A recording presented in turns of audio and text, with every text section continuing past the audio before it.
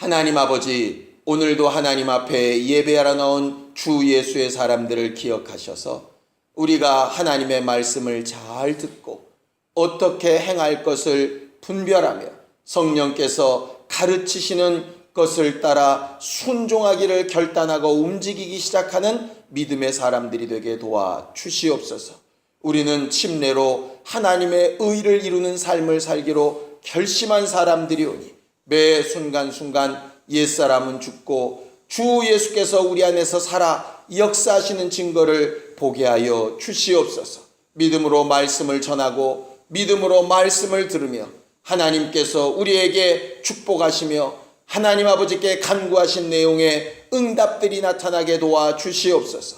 믿음으로 헌금한 손길들 위에 복을 더하여 주시고 저들에게 있어야 될 것을 하나님이 아시오니 늘 갚으시고 미리 예비하시며 하나님이 공급하시는 것을 깨닫고 확증하게 하여 주시옵소서. 예수님의 이름으로 기도하였습니다. 아멘. 하나님의 말씀은 누가복음 11장 5절에서 8절까지 말씀을 함께 같이 합독하겠습니다. 누가복음 11장 5절에서 8절까지 말씀을 함께 같이 합독하겠습니다. 함께 읽습니다. 시작. 또 이르시되 너희 중에 누가 벗이 있는데 밤중에 그에게 가서 말하기를 벗이여 떡 세 덩이를 내게 빌리라. 내 벗이 여행 중에 내게 왔으나 내가 먹일 것이 없노라 하면 저가 안에서 대답하여 이르되 나를 괴롭게 하지 말라. 문이 이미 닫혔고 아이들이 나와 함께 침소에 누웠으니 일어나 내게 줄 수가 없노라 하겠느냐. 내가 너희에게 말하노니 비록 벗됨을 인하여서는 일어나 주지 아니할지라도 그 강청함을 인하여 일어나 그 소용대로 주리라. 아멘. 우리 하나님은 우리의 기도를 들으시는 하나님이십니다. 우리가 지난주 수요 예배 때 예수께서 가르치신 주기도에 대해서 우리가 함께 나누면서 기도의 목적을 분명히 알고 구하자라고 그렇게 말씀을 나눴던 것을 기억합니다. 하나님께서 우리에게 기도하라고 하셨을 때 그 목적은 분명하다 말씀드렸죠. 하늘에서 이루신 뜻이 땅에서도 이루어지는 것. 결국 하나님의 뜻이 이루어지는 것이 의라고 볼 때 하나님의 의가 드러나는 일을 위해서 우리는 기도해야 되고 그 기도의 목적에 맞는 것이라면 누구든지 내 이름으로 기도할 때 내가 시행하리라 하신 주께서 무엇이든 내 이름으로 구하면 내가 즉시로 응답하겠다 약속하신 하나님의 말씀대로 그것은 당연히 응답되고 역사가 일어나게 될 겁니다. 오늘은 예수께서 가르치신 그 주기도에 연결되어진 실행편입니다. 우리가 신앙생활을 할 때 크게 두 가지 중요한 점이 있다고 몇 주에 걸쳐서 계속 말씀드렸던 것 같습니다. 우리가 하나님 앞에 거룩하게 되어져야 되는데 거룩하게 되기 위하여 필요한 것이 두 가지가 있다고 말씀드렸죠. 하나님의 말씀과 기도로 거룩하여진다. 그렇게 우리가 알고 있습니다. 오늘은 그걸 조금 바꿔서 설명을 해보려고 합니다. 하나님의 말씀과 기도로 거룩하여진다. 그것을 다르게 설명하면 이렇게 될 것 같아요. 하나님의 말씀으로 우리가 뭘 알게 될까? 지난주처럼 기도의 목적, 예수가 오신 목적, 우리를 구원하신 목적, 성령이 오신 목적, 이렇게 우리가 말씀을 통해서 이렇게 배운다 하는 것은 실상은 하나님께서 무슨 뜻으로 왜 그렇게 하셨는지를 알고 이해하는 것. 결국 그것이 말씀을 통해서 얻는 것이라 이 말이죠. 우리가 말씀을 통해서 얻는 것은 그래서 하나님이 왜 그렇게 하셨을까? 하나님은 왜 그렇게 역사하셨을까? 이런 것들을 알고 이해하게 되는 이런 지적인 부분이라 이 말이에요. 그런데 기도는 과연 뭘까? 기도는 물론 예수께서도 하시고 성령께서도 하시지만 실상은 기도는 우리에게 명령하신 것이잖아요. 말씀은 하나님이 하셔서 우리가 듣는 것이라면 기도는 그 말씀을 듣고 우리가 하는 것이라 이 말이죠. 그래 놓고 봤더니 신앙생활에 크게 두 가지 방향이 있다고 우리가 아마 들어 알고 있을 겁니다. 히브리적인 관점으로 왜, 헬라적인 관점으로 어떻게. 그런데 이게 어느 한쪽만 가면 온전하지 않다고 말씀을 드렸죠. 사람이 영혼만 존재한다고 사람이 아닌 것처럼, 육체만 살아있다고 산 것이 아닌 것처럼, 마치 영혼과 육체가 다 살아서 합쳐졌을 때 비로소 산 사람 이렇게 말하듯이 왜라고 하는 히브리적인 사고하고 어떻게라고 하는 헬라적인 사고는 원래 같이 가야 하는 것이라 이 말이죠. 그때 곰곰이 생각을 하니까 말씀은 확실히 어디에 속한 부분이냐? 이 왜에 속한 부분이에요. 그래서 말씀을 읽고 말씀을 듣고 말씀을 배우고 이렇게 하다 보면 사람들이 자꾸 어떻게 되느냐면 깨달아지게 되고 알게 되고 말할 것이 생각나게 되고 이렇게 되는 겁니다. 소위 똑똑해지는 거죠. 근데 문제는 뭐냐면 그렇게 왜를 잘 안 다음에 어떻게가 이게 수반이 안 되면 알기만 하고 행치 않는 상황이 벌어지게 되는 것입니다. 성경은 그래서 구약에도 율법을 알라고만 되어 있는 것이 아니라 알았다면 지키라고 되어져 있는 것이에요. 그래서 행함이 없는 믿음은 죽은 것이다. 야고보에서 말하는 것은 뭐냐 하면 왜 그렇게 얘기했느냐? 예수의 말씀이 능력이 부족하다, 말씀을 아는 것 갖고는 모자란다, 뭐 이런 말이 아니라 기본적으로 율법에서는 행함부터 얘기를 했어요. 그런데 행할 수 있는 능력이 없다 보니까 행하는 것보다는 하나님의 마음을 잘하는 게 중요하다고 가르친 것이 복음이었던 것이죠. 율법이 전부인 줄 알고 율법을 주신 하나님의 뜻을 왜 그렇게 하셨는지를 이해를 못하다 보니까 행동만 하다가 버거워지게 된다 이 말입니다. 예를 하나 들죠. 솔로몬이 범죄를 해서 하나님께서 북왕국 이스라엘 10지파와 남왕국 2지파를 갈라놓으셨습니다. 그런데 북왕국 10지파를 다스리게 되는 여로보암이라는 왕한테 하나님께서 분명히 이렇게 말씀하셨어요. 내가 지금은 너한테 이 10지파를 다스릴 권세를 준다. 그러나 나는 다윗에게서 그 왕권을 절대로 뺏지 않을 것이다. 언젠가는 너희가 연합해야 되기 때문에 그게 하나님의 뜻이에요.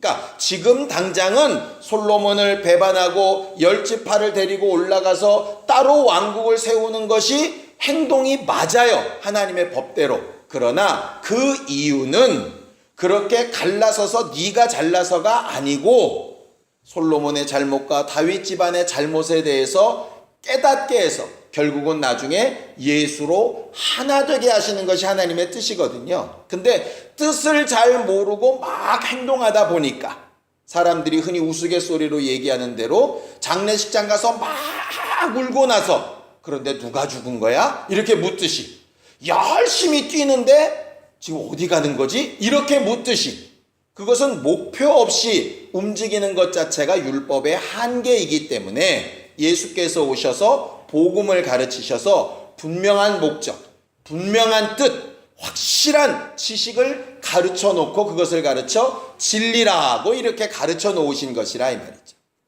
그 말은 덮어놓고 행동하는 데 문제가 있기 때문에 깨달으라는 말씀이셨지 깨닫기만 하면 행동하지 않아도 된다는 말은 아니거든요.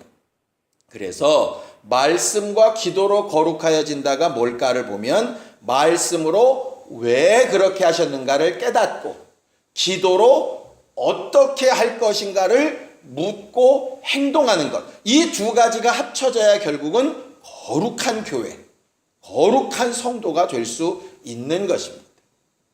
지난주에 예수께서 너희는 이렇게 기도하라 하실 때 그 주기도는 말 그대로 이렇게 기도하는 게 좋겠다. 기도하는 뜻은 이런 것이다 라고 하는 진리에 속한 어쩌면 하나님의 뜻과 목적에 대한 부분이라면 이제 그것을 잘 아는 사람은 이렇게 실제로 행동하라 하면서 실습을 가르쳐 주시는 것이 오늘 하는 본문이라 이 말이죠. 주일학교 이제 성경 공부를 하다 보면은요, 이렇게 교환이 있습니다. 앞에 목적, 내용 이런 게 있어요. 그래 놓고 나서 항상 뭐가 따라 붙느냐면 이제 행동하는 게 따라 붙습니다. 그리기도 하고 찢어붙이기도 하고 만들기도 하고. 왜냐하면 교육 효과를 실제로 한번 해보는 거죠. 원래 원칙은 주일날 배운 것은 주중에 막 행동을 해보고 그 다음에 돌아오는 게 원칙인데 그걸 약식으로 특별활동을 이렇게 하는 것이죠. 그런데 특별활동이 그냥 특별활동 만들기로 끝나버리니까 이제 문제인 것인데, 실제로는 배웠다면 일주일 동안 살아보는 것으로 거룩함이 완성되는 게 제대로 된 신앙생활이 맞는 것입니다. 예수께서 지난주에 말씀하신 것처럼 너희는 기도는 이렇게 하라 하면서 주기도를 가르쳐 놓으시고 나서 첫 번째 예를 드신 내용이 뭐냐면 우리가 오늘 읽은 본문입니다. 자, 5절 읽겠습니다. 5절 함께 읽습니다. 시작. 또 이르시되 너희 중에 누가 벗이 있는데 밤중에 그에게 가서 말하기를 벗이여 떡 세 덩이를 내게 빌리라고 이렇게 말하는 상황이 있다 치자, 이렇게 말하시는 거예요. 나와 어떤 친구가 있는데 내가 지금 떡 세 덩어리가 필요하니까 그 친구에게 가서 빌리는 것입니다. 그럴 수 있죠. 그런데 그 다음 내용을 봤더니 6절에 왜 그 떡이 세 개 필요하냐? 자기가 필요한 겁니까? 남이 필요한 겁니까? 남이 필요한 거예요. 자, 6절을 보세요. 시작. 내 벗이 여행 중에 내게 왔으나 내가 먹일 것이 없더라, 이렇게 얘기하는 겁니다. 보세요. 기도하면 우리는 보통 어떻게 생각하냐면 하나님, 나 이렇게 생각을 합니다. 기도. 그래서 골방에 들어가서 이렇게 생각하는데 예수께서 주기도를 잘 가르쳐 놓으시고 나서 첫 번째 드신 예화가 뭐냐면 벗, 나, 또 다른 벗, 이렇게 세 명을 놓고 얘기를 하시는 거예요. 그러니까 기도의 첫 번째, 예수께서 하신 실제 중에 첫 번째는 뭐냐면 기도 중에 가장 먼저 나오는 기도가 보통은 나 필요한 거, 나 있어야 될 거, 내게 구하는 거, 보통 이렇게 가기가 쉬운데 제일 먼저 가르치신 기도가 중보하는 기도인 거예요. 남을 위하여 비는 기도인 것이죠.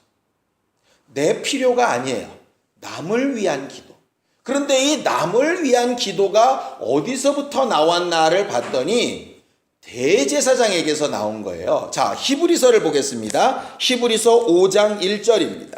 히브리서 5장 1절 함께 읽습니다. 히브리서 5장 1절 함께 읽겠습니다. 시작. 대제사장마다 사람 가운데서 취한 자이므로 하나님께 속한 이 일에 사람을 위하여 예물과 속죄하는 제사를 드리게 하나니, 이렇게 되어 있습니다. 이게 무슨 얘기냐면 어떤 사람이 죄를 속해야 되는데 하나님 앞에 직접 갈 수가 없기 때문에 대제사장이 그것을 대신, 우리가 주일날 계속 배웠던 것처럼 죄의 짐도 대신, 병의 짐도 대신 이렇게 하듯이 대제사장은 그것을 대신 감당하는 일을 하는 사람이라 이 말이죠. 오늘 예수께서 가르치신 기도의 첫 예표가 뭐냐면 남을 위하여 대신 기도드려주는 일에 대해서 먼저 가르치시는 겁니다. 왜냐하면 이것이 예수께서 하신 일이시기 때문에 그래요. 자, 히브리서 7장 24절 25절 한 번 더 읽겠습니다. 히브리서 7장 24절 25절입니다. 함께 읽습니다. 시작. 예수는 영원히 계심으로 그 제사 직분도 갈리지 아니하나니 그러므로 자기를 힘입어 하나님께 나아가는 자들을 온전히 구원하실 수 있으니 이는 그가 항상 살아서 저희를 위하여 간구하심이니라, 이렇게 되어져 있죠. 예수는 우리가 율법에 있을 때, 우리가 하나님 앞에 기도할 자격과 능력이 안 될 때만 우리를 위하여 간구해 주시는 분이 아니라 항상 살아서 우리를 위하여 간구하시는 분으로 되어져 있습니다. 그리스도의 직분 자체가 항상 대신 간구해주고, 항상 대신 짐을 져주고, 항상 대신 책임을 담아주고, 이렇게 하는 것이 결국 그리스도의 일이라 하는 것이죠. 우리가 그리스도인이라면 결국 그 기도를 닮아가야 하는 것이에요. 근데 우리가 기도에 대해서 가장 많이 착각한 것이 뭐냐면, 기도는 뭐냐? 내 소원을 아뢰고 내 것을 구하고 내가 강건해지고, 물론 틀렸다는 얘기 아닙니다. 당연히 그거 해야 되는데, 예수께서 주기도를 가르치시고 제일 먼저 하시는 말씀이 뭐냐 하면, 다른 일을 위하여 간구하는 일을 제일 먼저 얘기하셨다 이 말이에요.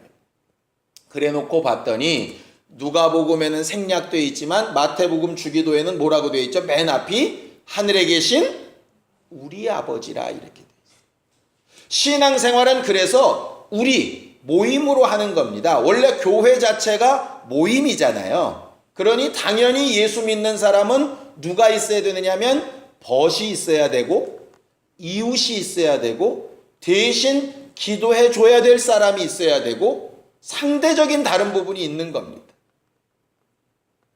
우리가 이 말은 맞습니다. 구원은 다 각각이야. 남편 따로, 아내 따로, 자식 따로. 그것은 누가 대신 구원받아 줄 수 없어. 맞습니다. 구원이 각각인 건 맞는데, 신앙생활은 각각이어서는 곤란한 거예요. 왜냐하면 성경은 모이기를 패하는 사람들의 어떤 습관처럼 하지 말라 그랬습니다. 그 모이기를 패한다는 말이 꼭 예배 이렇게 모이란 얘기가 아니라 상대방이 없다는 얘기예요. 왜냐하면 새 계명이라는 것 자체가 하나님을 사랑한 것처럼 내 이웃을 사랑하는 게 하나님의 계명인데, 이웃이 없으면 계명 자체를 순종할 수 있는 방법이 없는 거잖아요. 그러니까 새 계명을 지키기 위해서 전제되는 게 뭐냐면 내 벗, 내 이웃, 내가 기도해 줄 사람이 있어야 하는 것이에요. 그러니 독불장군처럼 신앙생활하는 거 안 되는 것이고, 나 혼자면 잘하면 된다 하는 거 안 되는 것입니다. 그러니까 자꾸 이렇게 신앙생활을 개인주의로 몰고 가는 경향들이 있어요.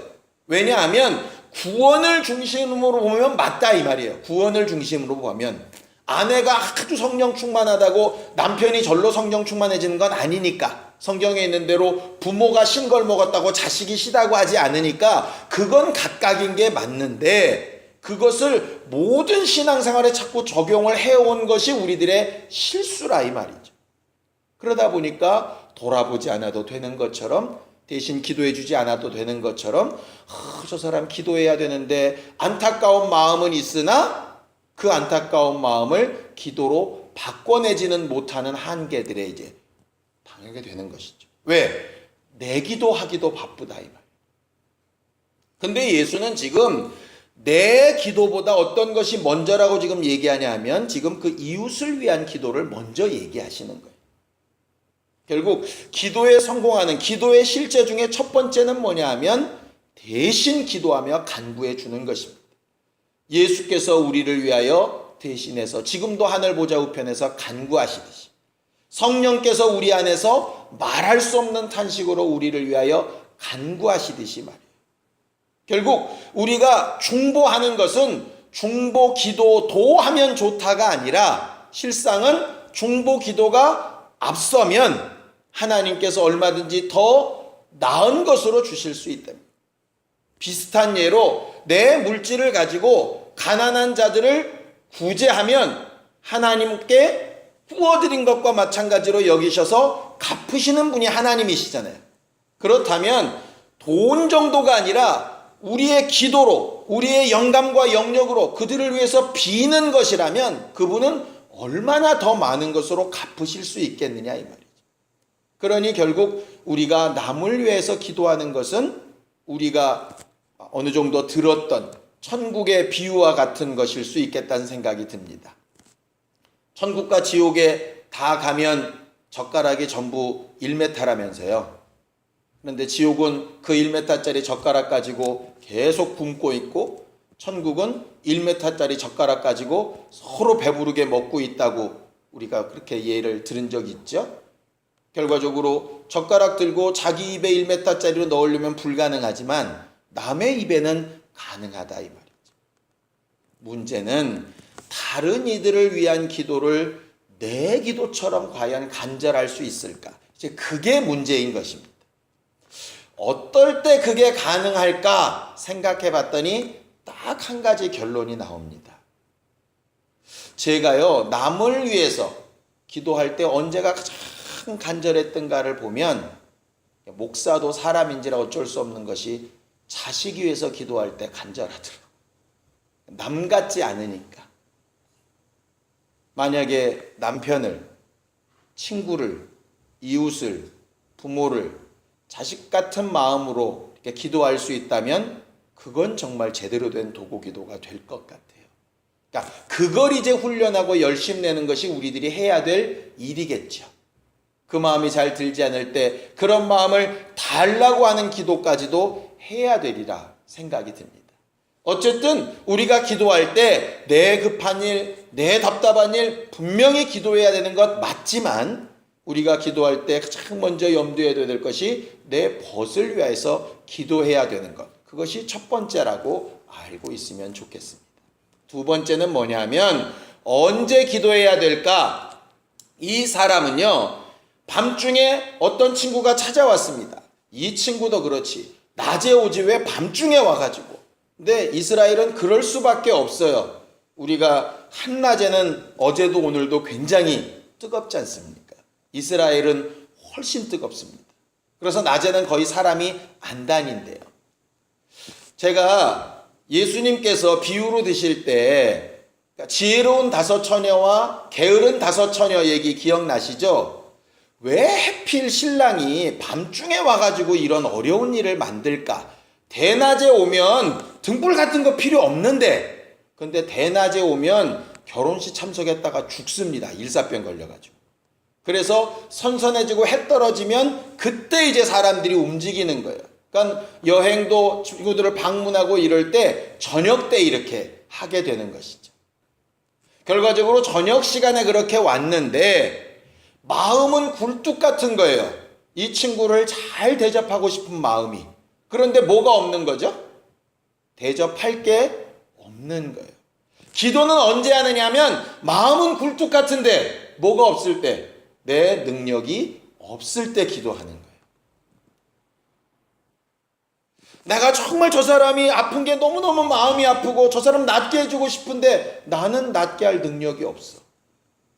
저 사람을 정말 물질로 도와주고 싶은데 나는 도와줄 만한 물질이 없어.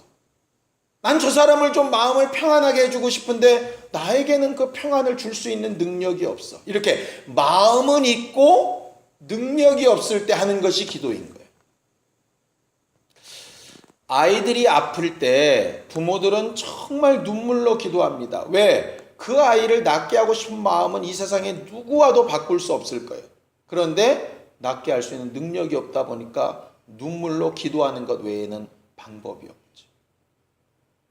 대학 입시 때 가서 기도할 때 막 몸부림치면서 기도하죠. 왜? 마음은 정말 함께 가 있는데 나는 도울 수 있는 방법이 없으니까. 결국 언제 기도가 간절하게 되든가를 보면 내 능력의 유무와 상관없이 마음이 간절하면 기도는 간절하게 되는 거예요. 그러다 보니까 아까 우리가 찬양했던 것처럼 내 마음의 깊은 말과 묵상, 내 마음 속에 있는 것들이 먼저 움직여져야 정상이라 이 말이죠. 말씀을 왜 잘 들어야 되느냐? 왜 깨달아야 되느냐? 말씀을 듣고 깨달아야 비로소 뭐가 생기냐면 마음이 생기거든요. 마음이 생겼을 때 이 마음이 사그라들기 전에 빨리 기도로, 그것을 다른 이들을 위한 기도로, 정말 애타는 외침으로 바꿀 수 있어야 가장 좋은 신앙생활 할 수 있는 것이라. 말씀을 듣고 깨닫고 난 다음에 내일부터 해야지 하기 어렵습니다. 말씀을 듣고 깨달은 다음에 다음부터 해야지 어렵습니다. 말씀을 듣고 깨달았다면 즉시 바로 그 시간 이렇게 기도하기 시작하고 그 마음이 사그라들지 않기를 바라고 사모해야 하는 것이거든요.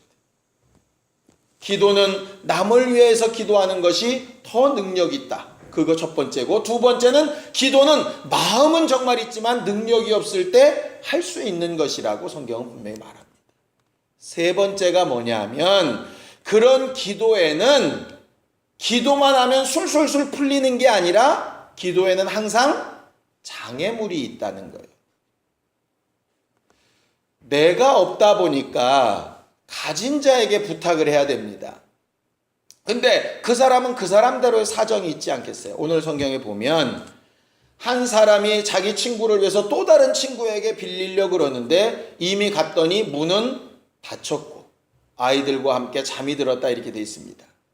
성경 원문에 보면 아이들뿐만 아니라 짐승들까지 다 잠이 들었어요. 그러니까 이스라엘은 잘 사는 집이면 모르지만 그렇지 않은 일반적인 집이라면 낮에는 너무 뜨겁고 밤엔 또 온도가 너무 내려나고 그러니까 실제로 짐승들하고도 같이 이렇게 살았다고 그래요. 집에. 그러다 보니까 조그만 집에 흥분의 식구처럼 애들 자고 엄마 자고 아빠 자고 쭉 할아버지 자고 이렇게 쭉 자는 거예요. 문은 저기 잠겨 있고 그 다음에 발치에는 이제 짐승들이 있고 그래서 조용히서 다 잠들고 있는데 하나가 깨서 움직이기 시작하면 다 깨야죠 이게 이제. 그러니까 문은 닫혔고 아이들은 자려고 이미 누웠으니 내가 도울 수 없다고 얘기하는 거예요. 그도 그 사정이 있으니까. 그런데 예수께서 거기다 대고 뭐라고 얘기하시느냐? 비록 벗됨을 인하여서는 주지 않을지라도 뭐로 인하여서 줄 수 있다고요? 강청함이라 그랬습니다. 이 강청함이 뭘까? 이게 강청함은 한문으로만 따지면 아주 강력하게 요구한다 뭐 이런 뜻이거든요. 그런데 헬라어로는 뭐라고 되어 있냐면은요 부끄러움 없다 이렇게 되어 있어요.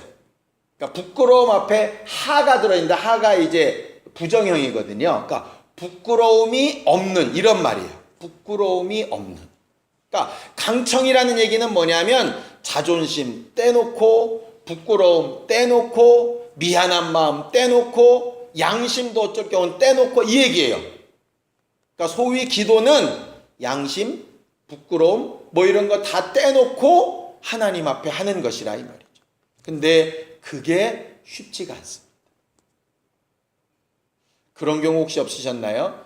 목사님 전 그런 경우 간혹 있습니다. 하나님 이거 꼭 들어주셔야 됩니다. 그래 놓고 나서는 생각이 나는 거예요.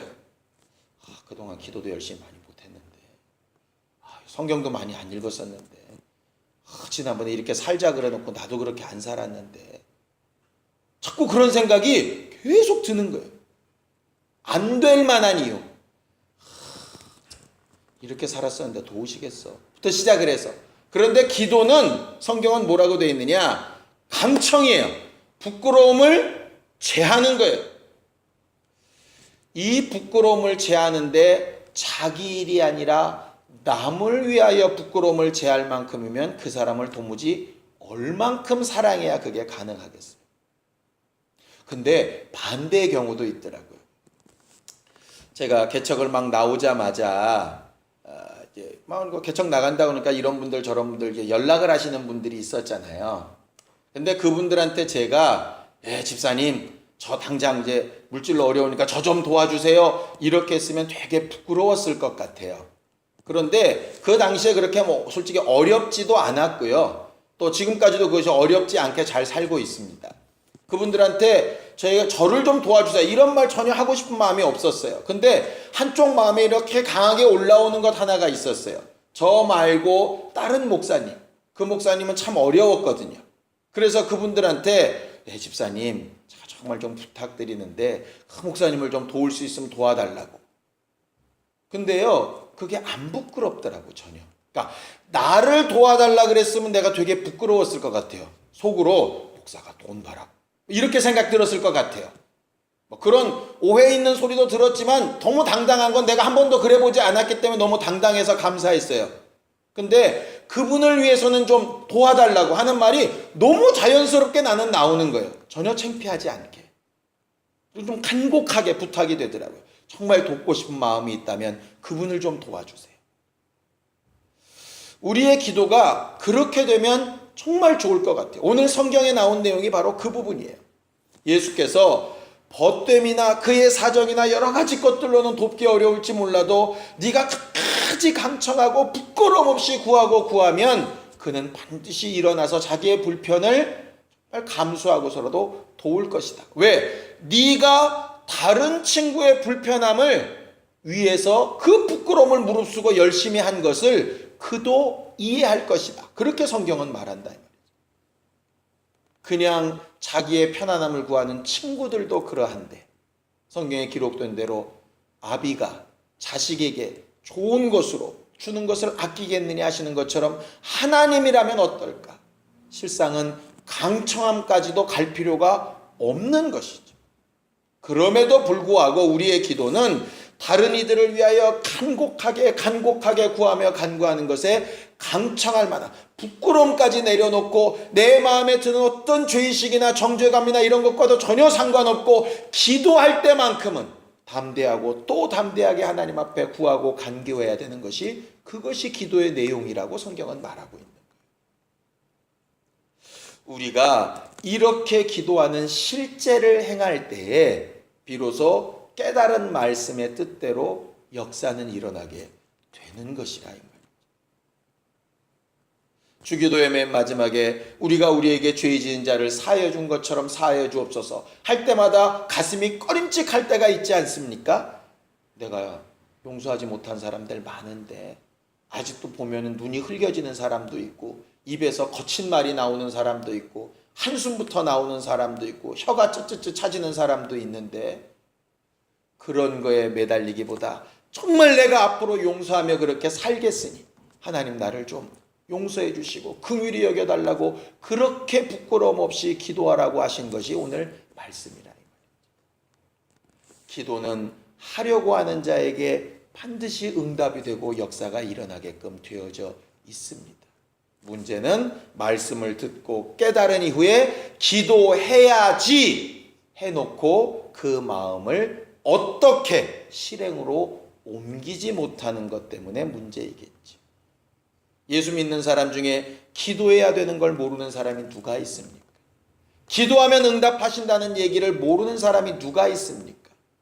그럼에도 불구하고 기도하게끔 안 되는 일이 문제인 것이죠. 그래서 함께 모여 기도하는 걸 훈련하기도 하고 또 함께 기도 제목을 내놓고 중보하여 기도하는 일로 기도의 힘을 북돋아서 하나님께서 주신 그 마음대로 정말 하나님의 응답을 체험하고 더 기도할 수 있는 사람이 되도록 만드는 것이 신앙생활 아니겠느냐 이 말이죠. 우리가 말씀을 듣고 예배에 순종하며 승리하는 것처럼 기도하며 하나님의 응답을 얻는 일에도 늘 승리하는 성도들이 되기를 예수님의 이름으로 축원합니다. 시간 예수에 한번 부르고 간절히 같이 기도할 때 우리가 하나님의 말씀을 통해서 하나님의 뜻을 알고 하나님께서 우리에게 바라시는 목적을 잘 알고 마음에 결단한 것처럼 이제 그것을 어떻게 내 삶에 적용시킬까를 우리를 위하여 간구하시는 예수님처럼 또 성령님께서 우리를 위하여 간구하시는 것처럼 우리를 위하여 또 다른 이들을 위하여 교회를 위하여 함께 기도하며 중보하는 것으로 하나님께서 응답하시는 증거를 보게 하여 주시옵소서. 예수에 한번 부르고 간절히 같이 기도하겠습니다. 하나님 아버지, 우리는 주님 가르쳐주신 기도대로 이렇게 기도하라 하시는 주의 명령을 알기만 하는 자가 아니라 순종하여 행하기를 시작하는 사람들이 되기를 원합니다. 중보하여 기도하고 우리는 능력이 없으나 우리에게 주신 권리대로 주께 기도하며 간구하여 다른 영혼들의 유익함을 정말 소원할 때 강청함으로 기도하는 기도에 응답하시고 우리의 기도도 아시고 응답하셔 주실 것을 믿고 의지하오니 역사하여 주시옵소서. 영육간의 강건함을 더하여 주시고 교회가 교회되게 하여 주시옵시며 하나님의 말씀을 아는 것과 말씀대로 어떻게 행할 것을 간구할 줄 아는 믿음의 사람들이 되게 하여 주시옵소서. 우리가 기도하며 간구할 때 원수가 가져다는 정죄감이나 우리 마음속 소리에 헤매지 않게 하여 주시옵시고 오직 주의 약속대로 담대하여 하나님께서 우리 안에서 역사하시는 증거를 보게 하여 주시옵소서. 이제는 우리 주 예수 그리스도의 은혜와 하나님 아버지의 극진하신 사랑과 성령님의 감동하시고 역사하시는 분명한 증거가 주 예수를 닮아 중보하며 간구하기를 사모하는 모든 주 예수의 사람들 위해 이제로부터 영원까지 함께 있을지어다. 아멘.